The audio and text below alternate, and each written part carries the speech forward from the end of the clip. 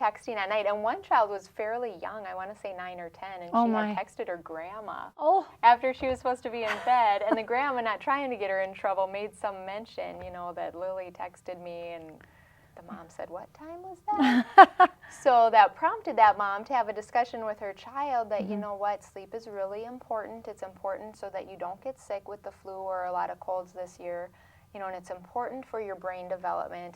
And so we're just going to have a rule in the house that we turn the phones off at, you know, whatever works for your family. I Sure. suggest 8, 9 o'clock, depending on the age of the kids. And with this mom, what she did, and I really think this was a good idea, the cell phone had to be turned in to mom and dad before she went to bed instead of taking it to the room, because that's just too tempting. right. You know, even if you have a good child, Sure. if they have a lot of friends or want to text grandma, that's just very tempting. So Or have the them- charger in a certain spot so that the phone Perfect. has to go to get charged every night, so you didn't forget for that and most important call that may come. That's you a good know? way to put it. So See, I we can we tell have you to have charge. kids, Yes. so that you're kind of Ah. saying it in a nicer way instead Mm. of acting like it's Yeah. a punishment. Yeah. So let's all take our cell phones, put them here. We're all charged. We'll all know where they are in the morning when we can grab them in case I have to get a hold of you during the day. Perfect. And then you I know love that they're all charged. Yeah. I That's love that. great. So you Yeah. have that cutoff time for that cell phone, so there's not calls or text messages.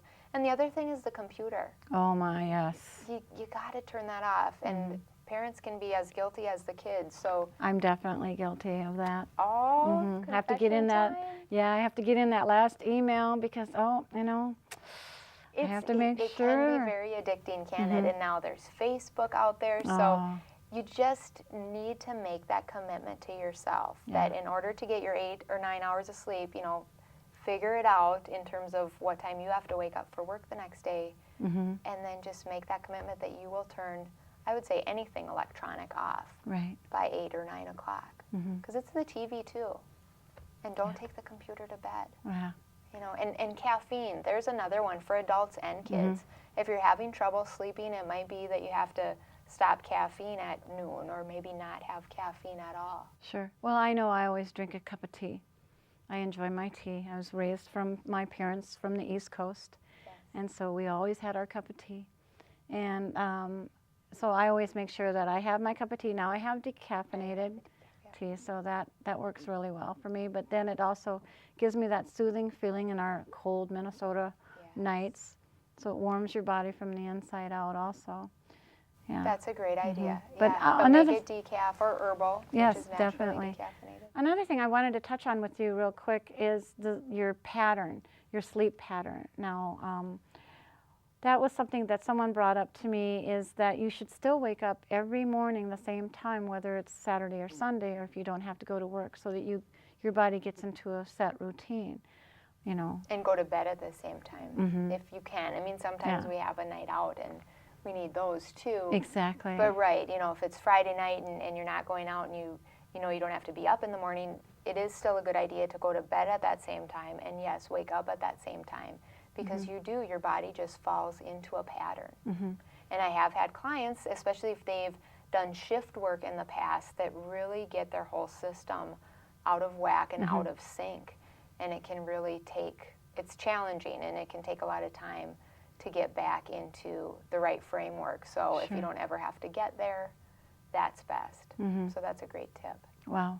Yeah, it's good to know, because I know a lot of us, we think, oh, we'll make up for the sleep. Or we try to make up for the sleep, but then we drag for a couple of days, and then of course we put the sugar into our body to give us more energy, and we're kind of defeating our own purpose in that sense too. So I mean, I find too, and there are nights when you're up with a sick child and you don't have enough sleep, and I'm grabbing for more food than usual. And it's the cravings, but I think it's also that you're trying to put something in your body to stimulate your system to keep it alert. So yeah. Well, there's so many people that have restless leg syndrome and are leg cramps. So I know I once in a while get a cramp in my leg, my calf, and I was just wondering, is there a nutritional connection on that? Oh, that's a great question, because that absolutely can keep people awake. the first thing we look at is magnesium. Mm-hmm. And there are other signs and symptoms of magnesium, and we usually visit with a person for about 2 hours that first visit. Okay. So we really get to know your body and your health, and if there are other signs of magnesium deficiency in addition to the restless leg syndrome, that's the first place to start. And like I mentioned, 62% of adults in America are deficient, so it's not unlikely. That's really high. That's really high, yeah. Mhm. And I have a lot of theories on why that is, but Okay.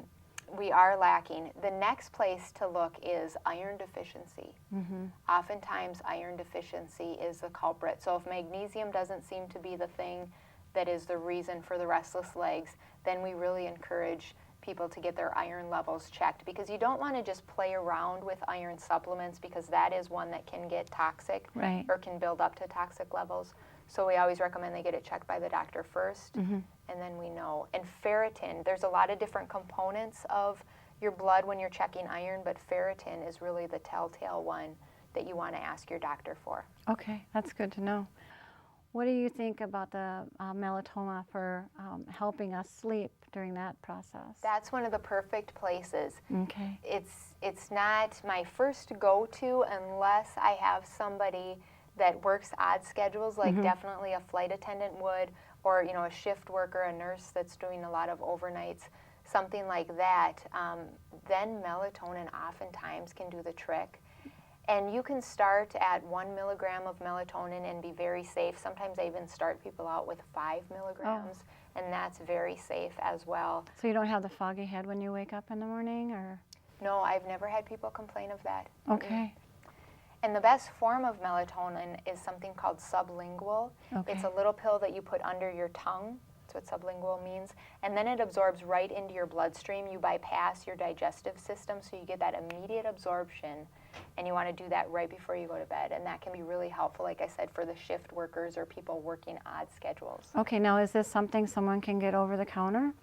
Yes, you can find melatonin, I believe, most anywhere.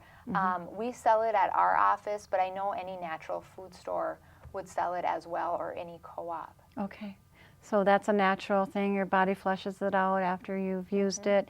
It's not like an addictive type of thing at all. So Not at all. just to let our viewers know that may not be introduced to melatonin at all or even heard of it.